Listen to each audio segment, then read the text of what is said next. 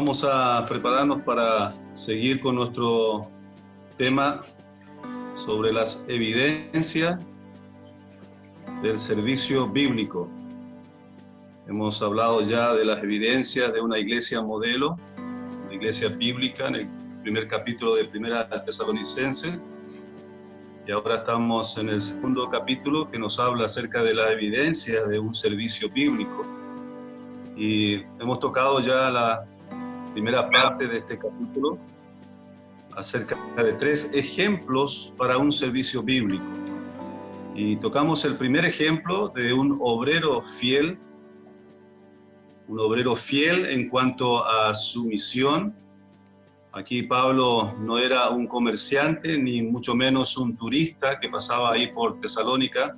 Su visita tenía un objetivo muy especial, principal y eterno, por supuesto. Entonces eso era lo que a él le llevaba a predicar el Evangelio y pasar por estos pueblos y estas ciudades.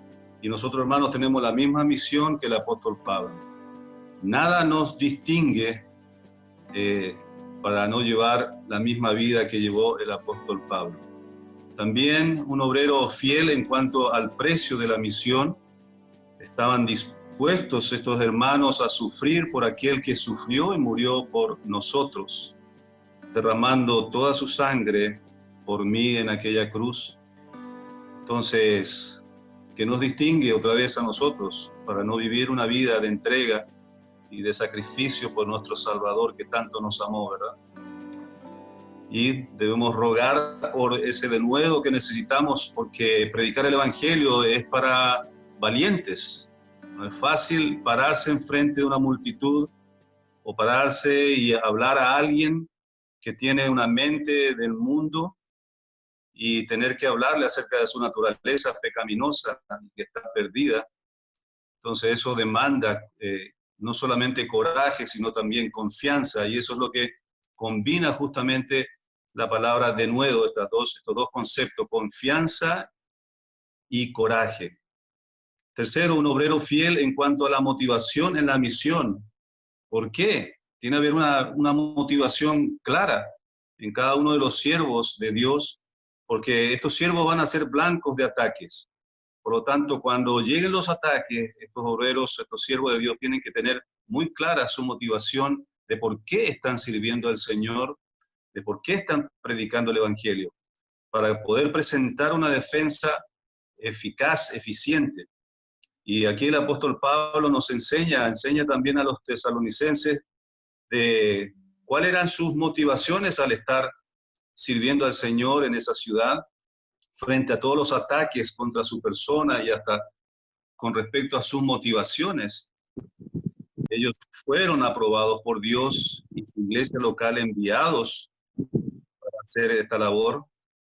Buscamos agradar a Dios porque sabemos que Él prueba nuestros corazones, decía el apóstol Pablo, y también trabajamos para no ser como aquellos falsos maestros que se aprovechaban de ustedes, se aprovechan de ustedes para tener ganancias deshonestas. Nosotros, por el contrario, sinceramente hemos entregado nuestras vidas y estamos dispuestos a entregar nuestra vida, no solamente el Evangelio, y trabajamos con nuestras manos justamente para no ser gravosos, a pesar de que ellos también sabían de que tenían todo el derecho de ser apoyados económicamente. El desafío con que terminamos el domingo pasado fue ser creyentes pescadores del mar, no de acuario, salir del acuario. Porque un día Dios me pedirá rendir cuentas acerca de lo que yo he hecho en el mar, no en el acuario.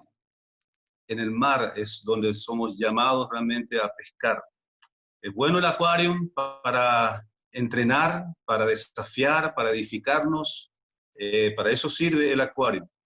Pero al hacerlo, al estar ahí entrenándonos, desafiándonos, el objetivo es de salir del acuario para ir al mar y ser pescadores de hombres. Muy bien, ese fue el énfasis que terminamos el domingo pasado. Hoy vamos a continuar con nuestro pasaje. Volvamos a Primera Tesalonicenses, capítulo 2, y vamos a ir tocando algunos versículos, y mientras voy tocando los puntos, vamos a leer los versículos que corresponden para cada punto que vamos a tratar. Vamos a orar y vamos a continuar. Padre, te damos gracias nuevamente por estar frente a este espejo maravilloso, Señor. Un espejo que nos muestra nuestra realidad. Y, Señor, oramos que al observarnos a nosotros mismos podamos ver aquellos defectos, Señor, aquellas manchas de pecados en nuestras vidas, Señor, que van afeando nuestras vidas espirituales. Podamos limpiarnos, Señor, de ellas, purificarnos con la sangre de Cristo y ir perfeccionando, Señor, nuestras vidas en semejanza, conforme a la semejanza de nuestro amado Salvador. Oramos, Señor, pidiendo que nos ayudes en esta tarea que es imposible para nosotros, de ser semejantes a Cristo. Si no contáramos, Señor, con la obra de tu Espíritu Santo, esto no podría ser posible, Señor. Te alabamos, Señor, por tanto y por todo lo que nos das, Señor, para poder llegar a ser semejantes a tu Hijo Jesucristo. Y qué privilegio es esto, Señor. Gracias te damos. Ayúdanos en el nombre de Jesús. Amén. Muy bien. El segundo ejemplo que vamos a ir destacando en este pasaje, primero era un obrero fiel. Ahora nos presenta el apóstol Pablo una característica de aquellos siervos de Dios que sirven bíblicamente, y presenta el ejemplo de unos padres tiernos. Unos padres tiernos. Versículo 7 dice: antes fuimos tiernos entre vosotros como la nodriza que cuida con ternura a sus propios hijos. Tan grande es nuestro afecto por vosotros que hubiéramos querido entregaros no solo el evangelio de Dios, sino también nuestras propias vidas, porque habéis llegado a sernos muy queridos. Unos padres tiernos, verdaderamente lo que la obra de Dios, el ser humano, el pecador, la raza humana necesita. Y aquí Pablo nos presenta una característica en su ministerio. Era tanto él como sus colaboradores padres de hijos espirituales, de aquellos que conocieron al Señor Jesucristo a través de sus ministerios. Entonces esto nos habla de que ellos engendraban hijos espirituales. En primer lugar, engendraban hijos espirituales. En 1 Corintios capítulo 4, versículo 14 y 15, el apóstol Pablo demanda de esos cristianos de Corinto que debían reconocer a Pablo como un padre espiritual, y por lo tanto ellos tenían que obedecer y seguir su ejemplo, ser imitadores de ese padre espiritual. Y él afirma que como padre espiritual había engendrado a los santos en Corinto mediante el Evangelio, y aquí confiesa él el amor paterno que él sentía por ellos. Tenían el cuidado de ellos como una madre con sus hijos, como lo reitera aquí a los tesalonicenses. Le hemos tratado como a hijos. Entonces, Pablo se vio a sí mismo como padre para todos los que conocían al Señor a través de su predicación. El pensamiento, hermanos, el pensamiento principal aquí es el del cuidado amoroso para aquellos recién convertidos, aquellos bebés espirituales. Los nuevos cristianos necesitan amor. Ellos necesitan el alimento continuo, el cuidado cariñoso de unos padres que están dispuestos no solamente a entregarles el mensaje, sino a entregar sus propias vidas por ellos. Un cuidado cariñoso, de esto habla el apóstol Pablo en este pasaje. Así como la madre lo daría a sus hijos. Los niños recién nacidos necesitan de la leche para crecer espiritualmente. Y en 1 Pedro 2:2 nos menciona justamente esto, que el recién convertido es como un recién nacido, una criatura nueva, un bebé espiritual que necesita de la leche espiritual para crecer. Y deben llegar al punto en su vida espiritual de graduarse para luego pasar a un curso posgraduado, que es el del alimento sólido, de la madurez espiritual.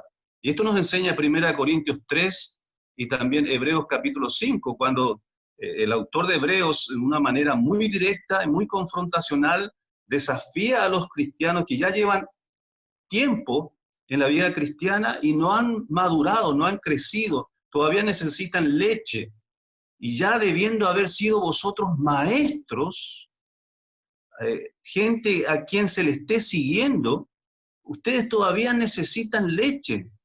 Entonces es un gran desafío que presenta el autor de Hebreos para aquellos que ya llevan tiempo en el Evangelio, no han crecido, no tienen hijos espirituales.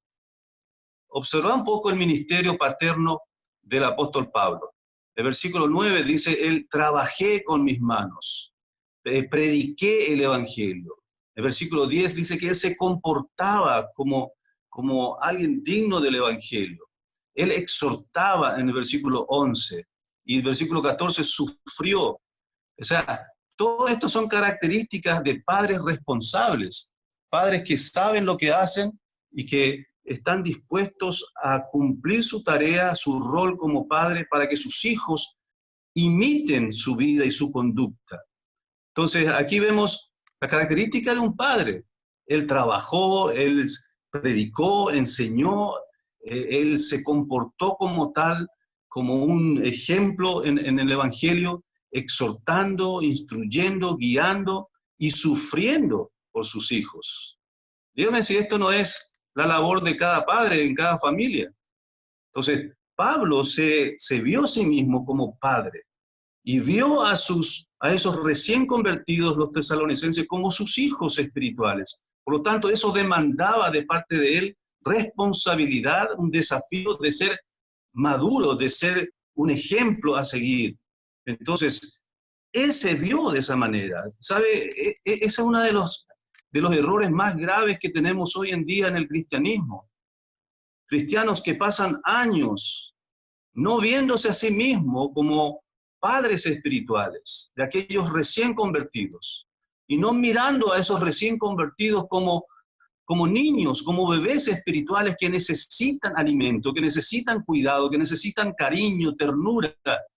Y a veces hacemos vista gorda a aquellos recién convertidos que llegan a la congregación y en vez de ser buenos ejemplos, somos malos ejemplos en nuestra conducta, en nuestras decisiones, en nuestras palabras. ¿Por qué? Porque no nos vemos a nosotros mismos como padres espirituales y no vemos a esos niños, a esos bebés espirituales como quienes necesitan de padres verdaderos y maduros, capaces de practicar la paternidad sobre sus vidas y ser de ejemplos para ellos.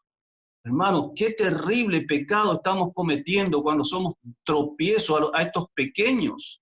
Es mejor, dice el Señor, que se nos ate una rueda gigante en nuestro cuello y nos tiren en el fondo del mar. Es mejor que no hayamos nacido cuando somos tropiezos a estos bebés, a estos pequeños. Es tiempo de madurar. Ya es tiempo que cada uno de ustedes que ya llevan años en el Evangelio sean maestros, sean papás, sean mamá. Y produzcamos, engendremos hijos espirituales. No podemos continuar esperando que del mar salten los peces al acuario. No va a suceder nunca. Necesitamos cambiar nuestra mente, nuestra visión y ver que somos nosotros llamados por Dios para ser padres espirituales, para engendrar hijos espirituales. Ya basta de estar concentrado en este mundo, en lo terrenal, en lo material, como si fuese ese nuestro propósito principal de nuestras vidas terrenales. Pablo era un hombre que tenía una visión correctísima, bíblica en cuanto al servicio y también sus colaboradores. Él no habla en forma singular, él habla de nosotros. Estábamos dispuestos no solamente a entregaros a vosotros el Evangelio, sino a entregar nuestras propias vidas, en plural. O sea que había colaboradores que tenían la misma visión que el apóstol Pablo. Qué hermoso sería, hermanos, que nuestra iglesia bautista Yerovia tuviéramos todos el mismo sentir. Amén. Que todos pudiéramos tener la misma visión, la misma mente, el mismo objetivo de engendrar hijos espirituales, de proteger, de cuidar, de alimentar, de ser de ejemplo para aquellos recién convertidos. Hermanos, si no somos capaces de tener hijos espirituales, es porque no hemos egresado. No nos hemos graduado todavía de la leche. Todavía estamos consumiendo leche. Todavía estamos necesitando leche. Aún somos niños de leche. ¿Cómo te sentirías que alguien te dijera a tus 20, 30, 40, 50 años, qué infantil que sos? Qué infantil que sos, qué inmaduro que sos. Todavía necesitas leche, ya teniendo edad suficiente como para ser un padre, una madre, para ser de ejemplo, para ser una persona digna de seguir, de imitar. ¿Cuántos años de creyente tenés? Hoy Dios te dice, ya es tiempo de madurar. Es tiempo de empezar a mirarte a vos mismo como papá, como mamá, que tienes la capacidad de Dios y el conocimiento suficiente como para ser un ejemplo, como papá, como mamá, cuidando y engendrando hijos y cuidándolos y alimentándolos y siendo tierno con ellos, para que ellos lleguen a ser también muy pronto maduros y capaces también de ser padres espirituales. Ellos engendraban hijos espirituales, se veían a sí mismos y veían a los niños espirituales también de la necesidad de cuidado y la atención y el alimento. Segundo lugar, segundo punto de unos padres tiernos, es el ejemplo en el trato que ellos tenían. Un ejemplo maravilloso del trato que tenían ellos. No eran solamente palabras. Ellos en su ejemplo, en su conducta, en su calidad de vida, ellos practicaban la ternura. Hemos sido tiernos entre vosotros, como la nodriza que cuida con ternura a sus propios hijos. Y es un ejemplo en el trato, en la práctica. La ternura, en primer lugar, quiero mencionar esto porque es un concepto que tenemos tan negativo acerca de la ternura, del trato tierno.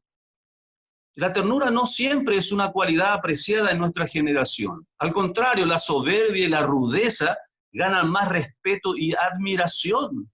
Y esto fue provocado por las películas y por tantos otros elementos y medios que tenemos hoy en día.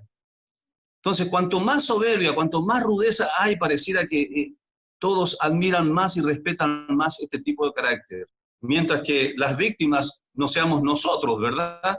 Si alguien es rudo con nosotros, por supuesto que esto es rechazado. Despreciamos esto. Pero cuando vemos a otro que es rudo y es soberbio con otras personas, pareciera que hay admiración en esto. Ternura, hermanos, es amor en acción. Ternura es amor en acción. Es ser considerado, es satisfacer las necesidades de los demás, es dedicar tiempo para escuchar a otras personas. ¿Cómo es tu paciencia para escuchar a otras personas? ¿Cómo estamos con esa área en tu vida? ¿Sos capaz de escuchar y pasar tiempo escuchando las cargas de otras personas?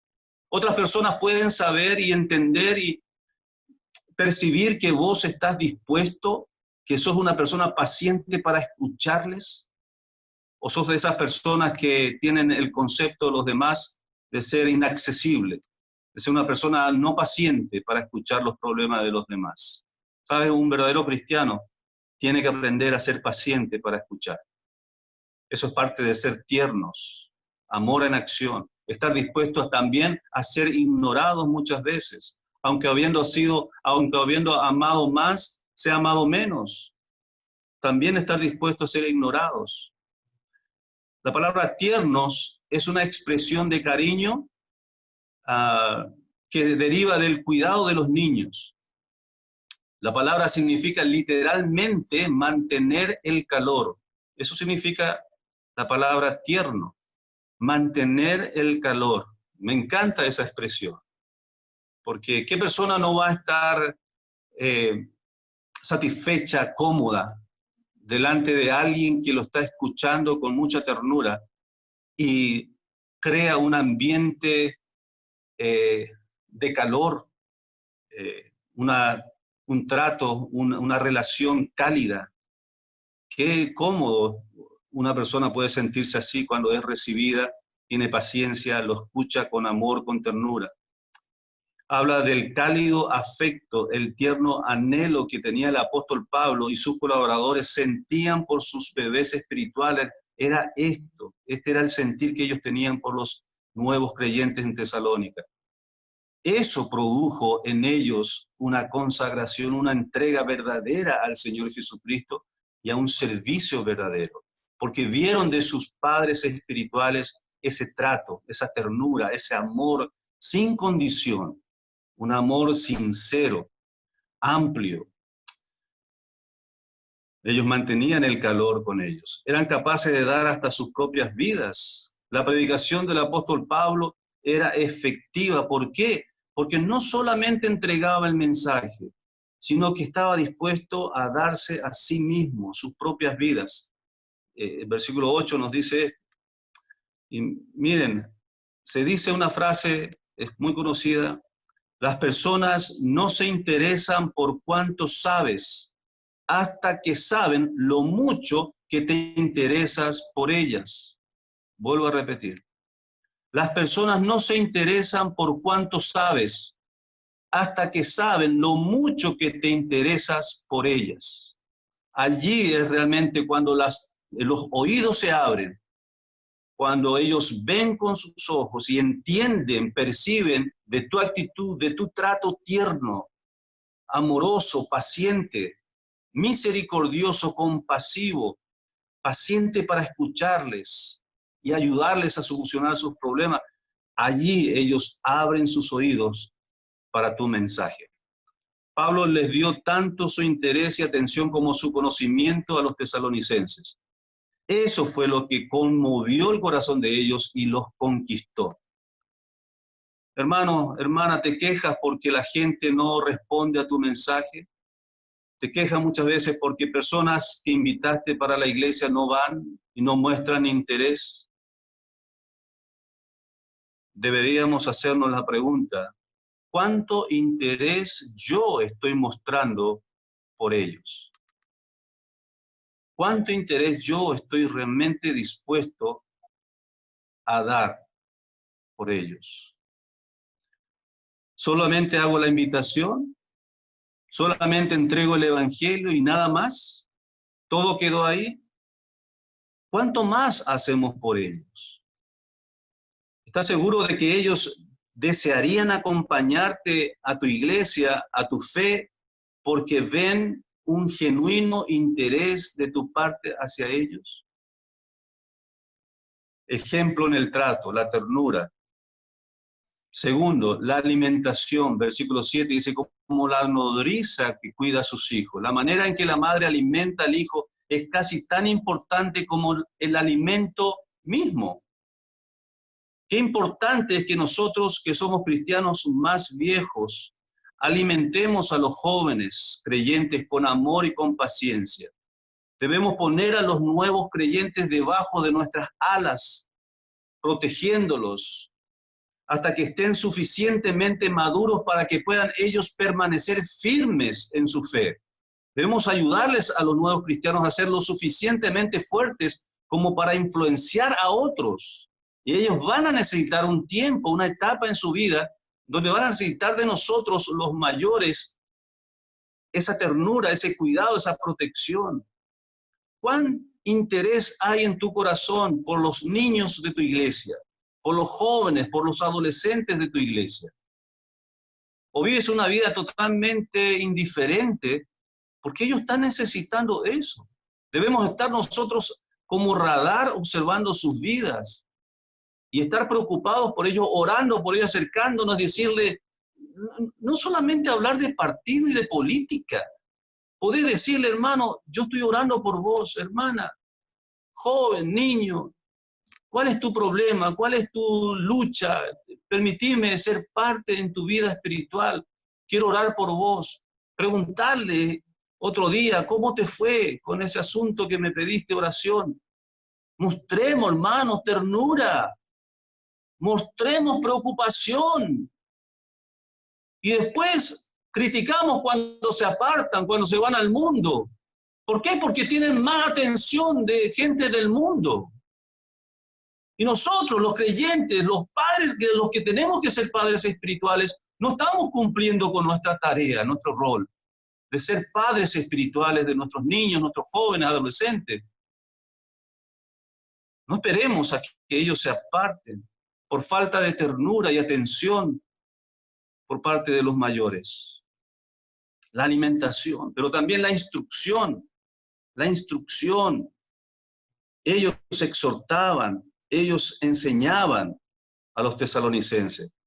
Uno de los deberes de los padres es exhortar, es educar a sus hijos, y Pablo hizo esto en Tesalónica, versículo 11, dice, así como también sabéis de qué modo, como el Padre a sus hijos, exhortábamos y consolábamos a cada uno de vosotros, a cada uno de vosotros. Era una tarea de discipulado, era una tarea personal. Ellos proveyeron enseñanza individual y también personal y también grupal a cada uno de vosotros, así como en el ministerio público de la iglesia. También tenemos que ser enseñadores en forma individual. Aquí vemos el ministerio triple del apóstol Pablo como padre. Primero, exhortaba, persuadía. Segundo, consolaba o estimulaba. Entonces, estimulación, motivación. Tercero, encargaba. Como decía Timoteo, esto encarga a hombres fieles que sean idóneos para enseñar también a otros. Es la posta que estamos entregando a otros y a las próximas generaciones. Esto es encargar, enviar. A otros. Muy bien, como padres tiernos, engendraban hijos, eran ejemplo en el trato y también eran ejemplo en la tarea. Ejemplo en la tarea. Y aquí en el ejemplo de la tarea vemos en primer lugar un esfuerzo, un sacrificio. Versículo 9, otra vez volviendo para atrás, porque os acordáis, hermanos, de nuestro trabajo y fatiga, como trabajando de noche y de día para no ser gravosos a ninguno de vosotros, os predicamos el Evangelio de Dios. No estaba lejos de ellos el sacrificio. Para ellos el sacrificio, el esfuerzo, la fatiga era algo normal, natural y cotidiano. Pablo trabajaba en la confección de toldos para su sustento, hacía carpas, toldos, y así él podía manejar su tiempo también en forma independiente para dedicar las tardes para predicar el Evangelio. Además, no quería ser una carga a los nuevos creyentes, aunque él afirmaba que las iglesias debían sostenerlo, pero él, en ese caso, por no ser de tropiezo para estos recién convertidos, él estaba dispuesto al sacrificio. Se sustentaba a sí mismo, teniendo un tiempo para seguir predicando y enseñando. Esfuerzo y sacrificio, pero también el ejemplo de la tarea, él mostró un buen testimonio. Versículo 10 dice, vosotros sois testigos y Dios también de cuán santa, justa e irreprensiblemente nos comportamos con vosotros los creyentes. Por lo tanto, el apóstol Pablo, con todo derecho y con toda dignidad, podía decir, imítenme, imítenme, como yo imito a Cristo. ¿Sabe? Este es un desafío que nosotros necesitamos asumirlo. Y muchos cristianos me han dicho en esto, bueno, qué bendición, qué privilegio para el apóstol Pablo poder decir eso. Y mi pregunta es, ¿por qué vos no podés hacerlo? Cada uno de nosotros deberíamos tener esa dignidad de poder decir, sean imitadores de mí como yo soy de Cristo. Ahora, si no lo podés decir, hermano, ¿por qué? ¿Por qué no podés decirlo? ¿Por qué no podés tener ese mismo privilegio que se le dio al apóstol Pablo? También se nos da a nosotros de ser imitadores de Cristo. Por lo tanto, si nos hemos conducido irreprensiblemente, entonces ellos, nuestros hijos espirituales, los cristianos que están ahí alrededor todavía sin rumbo, sin consagración, pueden mirar nuestras vidas y ser nosotros de ejemplos, que ellos nos imiten. La pregunta es, ¿por qué no podés decir, sean imitadores de mí como yo soy de Cristo? Yo creo que hay cosas que arreglar, yo creo que hay cosas que ajustar en nuestras vidas, hermanos, porque necesitamos nosotros asumir ese desafío y hacerlo. Que sea esa tu meta, que sea ese tu desafío, que puedas llegar un día a decir, y pronto, ya tienes años ya en el Evangelio, que puedas decir, estoy listo para que otros me imiten porque yo estoy conduciéndome, y no estamos hablando de una vida perfecta. No vas a estar en esta tierra, en este cuerpo, siendo perfecto. La palabra perfección está hablando de una vida consagrada, dispuesta. Eso significa que si yerro, si caigo, inmediatamente me levanto, con la sangre de Cristo me renuevo, me restauro otra vez y sigo adelante. Pero esto no te quita el derecho y la dignidad de poder decir, imítenme, porque así también como fallo, me humillo delante del Señor, arreglo mi situación y sigo adelante. Entonces, un buen testimonio, irreprensiblemente nos conducimos con vosotros y ustedes lo saben muy bien, decía Pablo. Y esto en una manera de defensa contra aquellos que estaban criticando y acusándole de mala y falsa motivación. Ustedes saben muy bien porque nos conducimos irreprensiblemente delante de ustedes. Pablo estaba contento con la idea de que los cristianos siguieran su ejemplo. Él repitió la misma idea en pasajes como Filipenses 3, 17 y 1 Corintios 11, 1.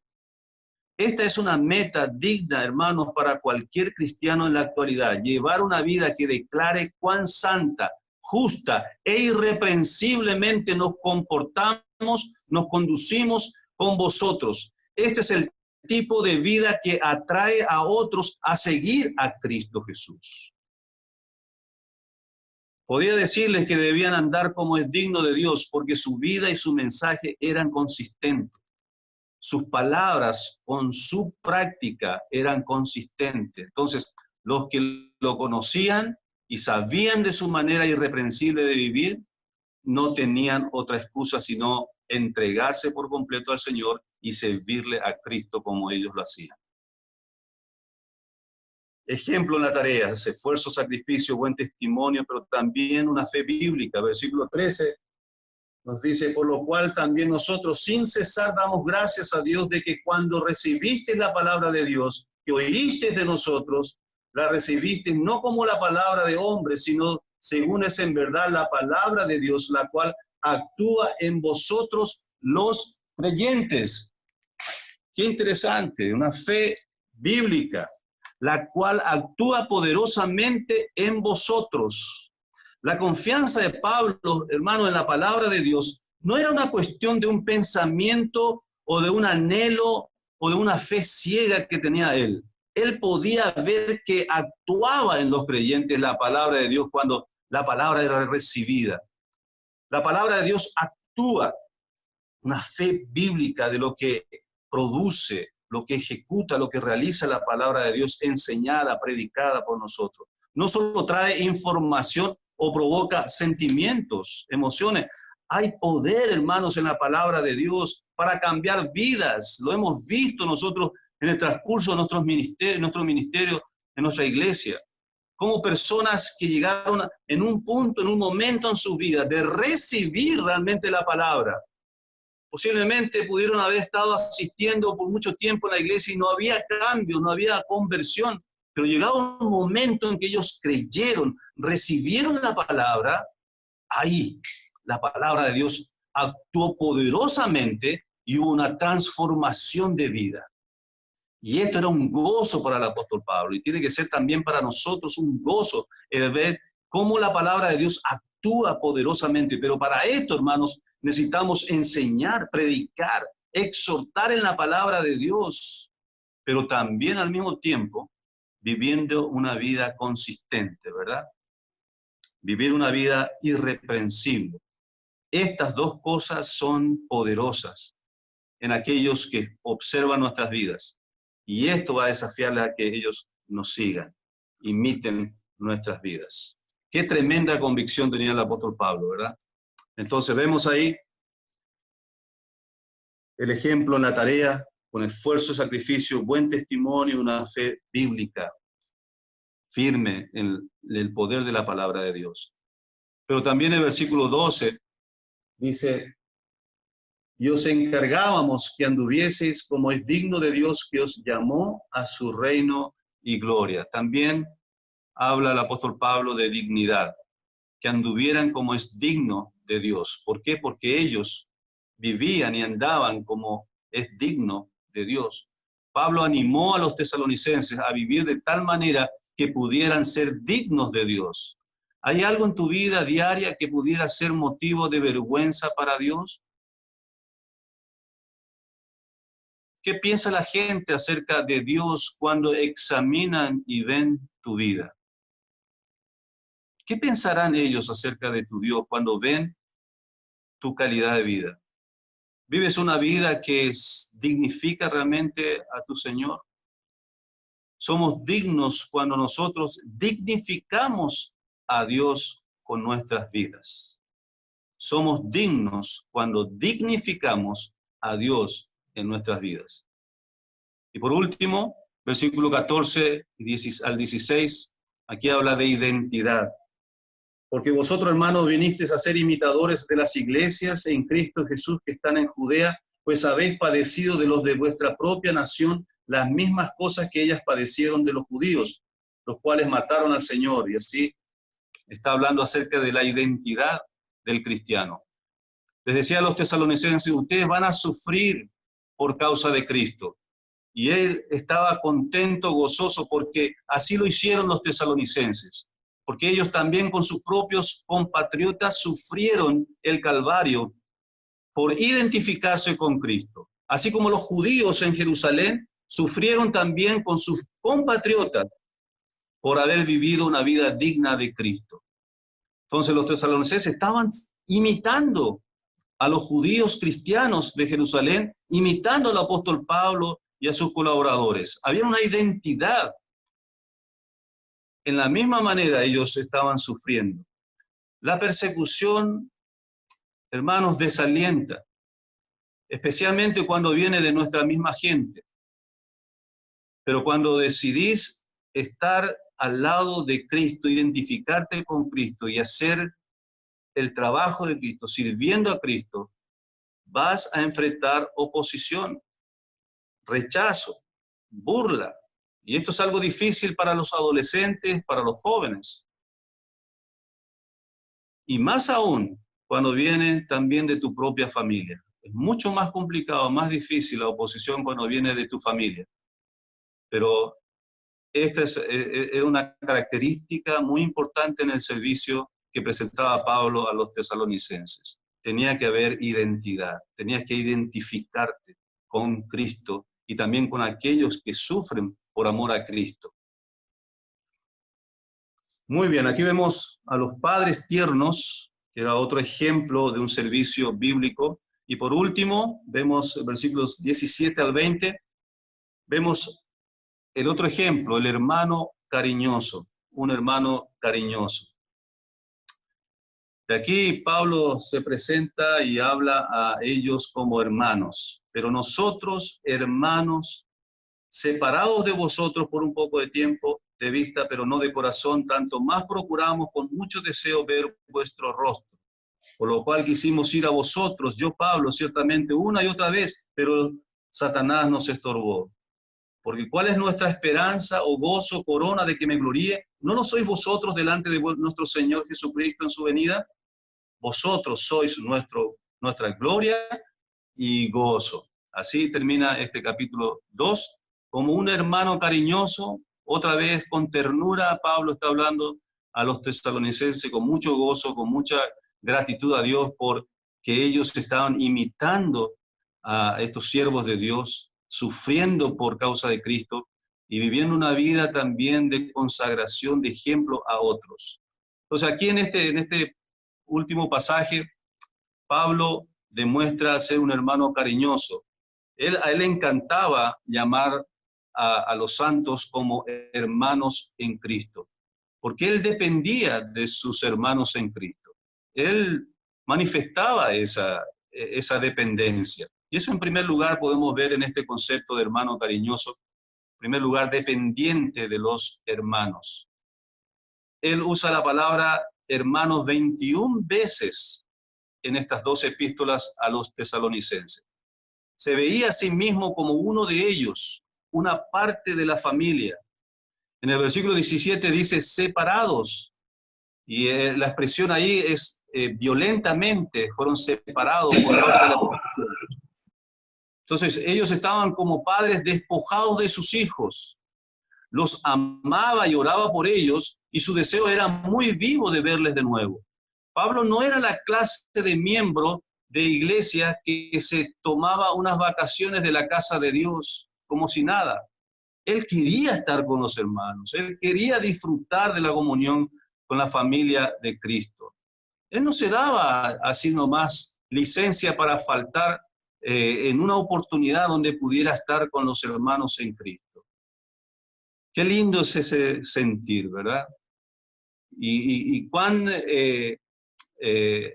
grato debe ser para Dios también en este tiempo que estamos sufriendo, esta pandemia, esta separación involuntaria, que cada corazón de los miembros de nuestra iglesia anhele estar otra vez en comunión con los hermanos en forma presente, cara a cara, ¿verdad? Esto es una característica, hermanos, de un verdadero cristiano, de un verdadero hombre, mujer de Dios que tiene en su corazón un sentir correcto. Esto es algo, un sentir bíblico correcto. Es así como un convertido debe sentir por su iglesia, por su familia. Pablo lo demostró, era dependiente de sus hermanos en Cristo. Entonces, tenemos que tener ese sentir nosotros. Si no tenemos ese sentir, hermano, hay que evaluar nuestra vida y nuestra condición espiritual. Es probable que no seas salvo. Es probable que no seas un renacido en Cristo Jesús, porque es una de las características de un verdadero renacido en Cristo Jesús. O puede ser que estás totalmente distraído por cosas terrenales y carnales y no estás anhelando, disfrutando de la comunión que deberías disfrutar en la familia de Dios, porque somos dependientes unos de otros. Después de todo, la prueba de nuestra vida espiritual no es lo que hacemos cuando estamos en la iglesia, sino cómo somos y cómo nos conducimos fuera de la iglesia. En este tiempo de pandemia, donde no hay tanta atención y cuidado pastoral en forma presencial, demanda una disciplina, un cuidado individual de los miembros delante de los ojos de Dios más que nunca. Doy gracias al Señor por tener buena respuesta de nuestros hermanos en Cristo, de nuestra iglesia, a pesar de la situación que estamos viviendo. He visto sensibilidad, he visto deseos, he visto anhelos por estar en comunión, el esfuerzo también de algunos de estar bien, de volver al Señor, de ajustar sus vidas con el Señor, porque reconocieron antes de la pandemia que no estaban bien delante del Señor. Qué maravilloso resultado está produciendo esta circunstancia también, que están los corazones volviendo al Señor, participando otra vez en todas nuestras reuniones, en todo lo que estamos haciendo para edificarnos, las memorizaciones, el compartir las lecciones que hacemos después de un estudio, una lectura los días miércoles. Es fabuloso lo que Dios está logrando a través de esta crisis, hermanos, en nosotros como iglesia. Pero eso habla también de que hay un sentir bíblico correcto en nuestras vidas, de que somos dependientes de nuestra iglesia, dependientes de la familia de Dios. No somos independientes. Segundo, Pablo dependía de la soberanía de Dios. Versículo 18 dice, Satanás nos estorbó. Y en 2 Corintios 12:7 también nos manifiesta que él había sido estorbado para Satanás para ir a algunas regiones. En Hechos también lo vemos. De todo modo, el Espíritu Santo y la providencia de Dios, la soberanía de Dios, siempre predomina a pesar de la oposición de Satanás. Y a veces también utiliza la oposición de Satanás para Dios redireccionar su obra en nosotros. Entonces, no tenemos que tener temor de la obra de Satanás, porque siempre esa obra de Satanás va a estar supeditada a la soberanía de Dios. Amén. Y esto demandaba disciplina, cuidado, también en cuanto a una dependencia de la soberanía de Dios. Nosotros no podemos definir en cada caso de dónde provienen los estorbos en la obra de Dios. Pero Pablo en este caso, por inspiración divina, él pudo ver que era un obstáculo ocasionado por Satanás, dependiente de la soberanía de Dios. Con estas palabras y expresiones, Pablo da a entender que en los designios de Dios todo está previsto. Amén. En los designios de Dios, en la soberanía de Dios, todo está previsto por Dios. Y tercero y último, dependiente de la obra del Espíritu Santo. En los versículos 19 y 20, da la razón de esa preocupación por los tesalonicenses. Quiere que en el momento de rendir cuentas en la parusía o segunda venida de Cristo, está en la palabra en griego, parusía, la segunda venida de Cristo, Pablo quería presentarse ante el Señor acompañado de sus queridos tesalonicenses, como su corona de gloria. Fíjense la visión del apóstol Pablo. Estaba dependiente de la obra del Espíritu Santo en la vida, su vida, pero también en la vida de los tesalonicenses, para que ellos pudieran presentarse delante de Dios un día juntos con ellos, con los tesalonicenses, y presentarle al Señor: mira, Señor, el fruto que tú me diste, trabajando y predicando el Evangelio, aquí está, Señor, la obra de tu Espíritu y de tu palabra, Señor. Ese era su anhelo más grande. Por eso les llamó a ellos: vosotros sois mi corona de gloria. Quiero presentarles a ustedes a mi Señor. Todos son frutos de la obra del Espíritu Santo y de la predicación del Evangelio. ¿Pensamos nosotros en esto, hermanos? ¿Pensamos en algún momento que hemos de comparecer delante del Señor? ¿Cómo vamos a llegar delante del Señor? ¿Con las manos vacías? ¿O presentándole a aquellos que han conocido al Señor Jesucristo a través de nosotros, de nuestro ministerio, como nuestros hijos espirituales? Y poder decirle al Señor: gracias, Señor, mira, este es un fruto de tu Espíritu, de tu palabra, del trabajo que me permitiste hacer, y aquí está, Señor. Estos son los frutos. Pablo tenía ese anhelo, ese deseo de presentar a los tesalonicenses como su corona. En tu presentación ante tu Señor en la parusía, ¿tienes ya coronas de gloria para presentárselo? Versículo 20 dice: vosotros sois nuestra gloria y gozo.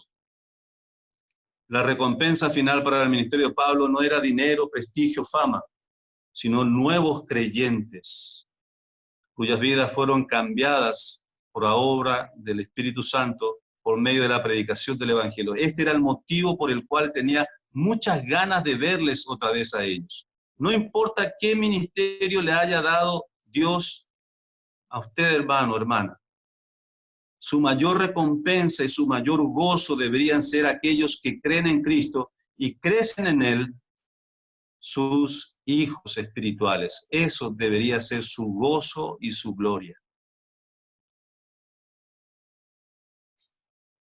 Creo que hay varias cosas que tenemos que ajustar en nuestras vidas, ¿verdad? Y mira, tanto el capítulo 1 como el capítulo 2 menciona que la visión del apóstol Pablo siempre tenía que ver con la venida de Cristo.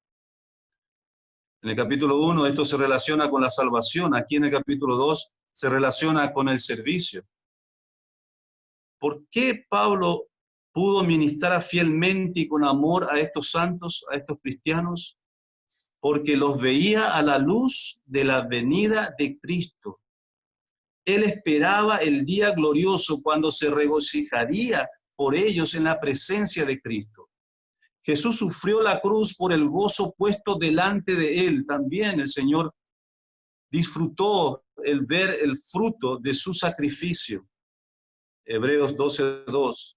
Este gozo es sin lugar a dudas el de presentar la iglesia a su Padre. Por el mismo gozo, Pablo sufrió toda clase de sufrimientos para presentar los frutos. Eran su corona de gloria, su gozo y su gloria. Nos regocijamos en contemplar a Jesús un día. Anhelamos su venida gloriosa. Amén. Pero sabe, esa expectativa, esa esperanza que tienes de volver a ver a Cristo cara a cara, tiene que llevarte también a preocuparte por llevar frutos que le glorifiquen a Él. Frutos de tu ministerio, frutos de la obra del Espíritu Santo a través de tu vida. Y cuando Él venga en su parusía, te presentes delante del Señor, viéndole cara a cara, pero presentándole también a tus coronas de gloria. Que el Señor nos guíe a través de su palabra en esta mañana y haya cambios reales en nuestras vidas como cristianos. Yo creo que hay cosas que considerar de este mensaje del apóstol Pablo a los tesalonicenses, este capítulo, y que tiene que llevarnos verdaderamente a hacer reajustes y a cambiar nuestras agendas. Amén. Que el Señor les bendiga.